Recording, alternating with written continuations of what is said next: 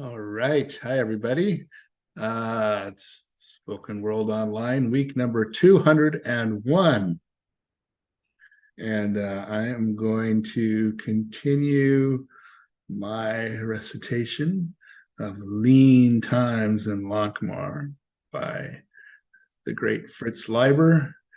And we left off where Fafford, passed out from wine, has been bound to the bed, and Pug, the extortioner, has ordered one of his henchmen to shave him.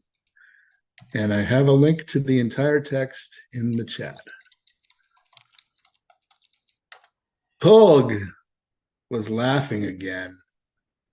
Why, he looks like a new hatched babe, the master extortioner exclaimed. Good work, Greeley. Fafford did indeed look startlingly youthful without any hair above that on his chest, and in a way far more like what most people think an acolyte should look.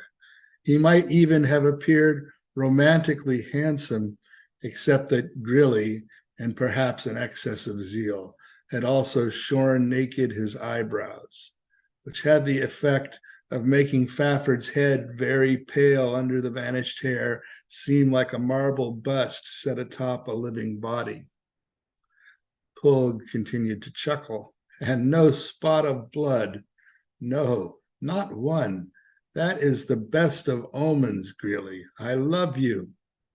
That was true enough, too. In spite of his demonic speed, Greeley had not once nicked Fafford's face or head.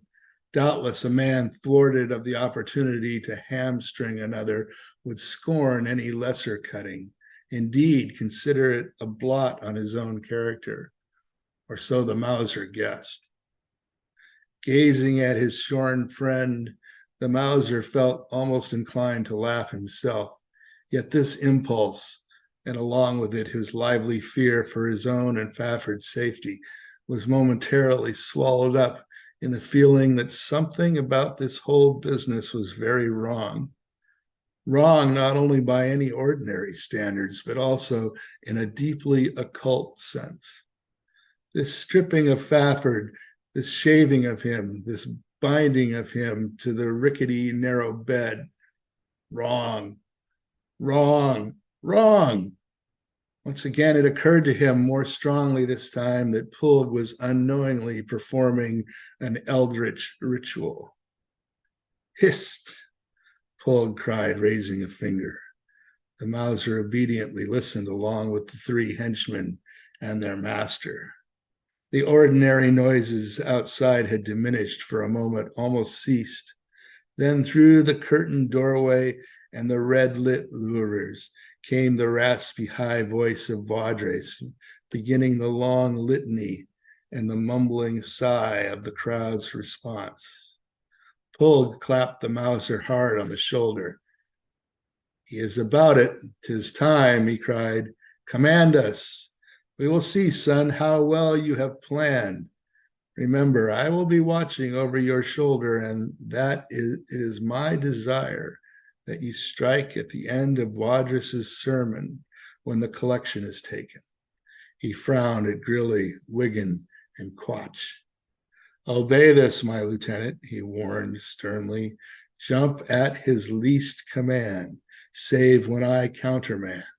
Come on, son, hurry it up. Start giving orders.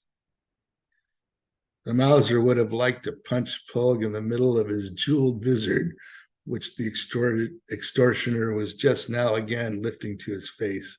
Punch his fat nose and fly this madhouse of commandings. But there was Fafford to be considered, stripped, shaved, bound, dead drunk, immeasurably helpless. The Mauser contented himself with starting through the outer door and motioning the henchman, and Pug, too, to follow him. Hardly to his surprise, for it was difficult to decide what behavior would have been surprising under the circumstances, they obeyed him. He signed Greeley to hold the curtain aside for the others. Glancing back over the smaller man's shoulder, he saw Quatch, last to leave, dip paper and under cover of that movement, snag the 2/3 full bottle of wine from under the edge of the bed and lug it along with him. And for some reason, that innocently thievish act struck the Mauser as being the most occultly wrong thing of all the supernally off-key events that had been occurring recently. He wished there were some God in which he had real trust so that he could pray to him for enlightenment and guidance in the ocean of inexplicably strange intuitions engulfing him. But unfortunately for the Mauser, there was no such divinity. So there was nothing for it but to plunge all by himself into that strange ocean and take his chances, do without calculation whatever the inspiration of the movement moved him to do.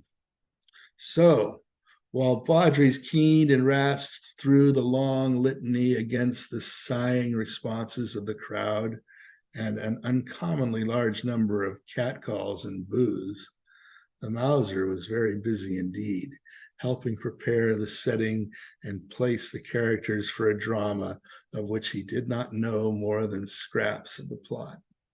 The many shadows were his friends in this. He could slip almost invisibly from one shielding darkness to another, and he had the trays of half the hawkers in Lankmar as a source of stage properties. Among other things, he insisted on personally inspecting the weapons of Quach and Wigan, the short swords and their sheaths, the small crossbows and their quivers of tiny quarrels that were their ammunition. Most wicked-looking short arrows. By this time, the long litany had reached its wailing conclusion. The stage was set, though exactly when and where and how the curtain would rise and who would be the audience and who the players remained uncertain. At all events, it was an impressive scene, the long street of gods stretching off toward a colorful torchlit doll's world of distance in either direction, low clouds racing overhead, faint ribbons of mist gliding in from the great salt marsh, the rumble of far distant thunder, bleat and growl of priests and of gods other than Isaac, squealing laughter of women and children, leather lunged calling of hawkers and new slaves, odor of incense curling from temples, mingling with the oily aroma of fried foods on hawkers' trays, the reek of smoking torches, and the musk and flowery smells of gaudy ladies. To be continued. Got to come back if you want to hear any more. Thanks for listening. Flowery smells of gaudy ladies. So well described. I love his phrase about slipping almost invisibly from one source of darkness to another. It's like shadows behind shadows. Um, and that amusing image of this long litany uh, going to its wailing conclusion. As we head toward the whenever it is the conclusion of this tale that we are following.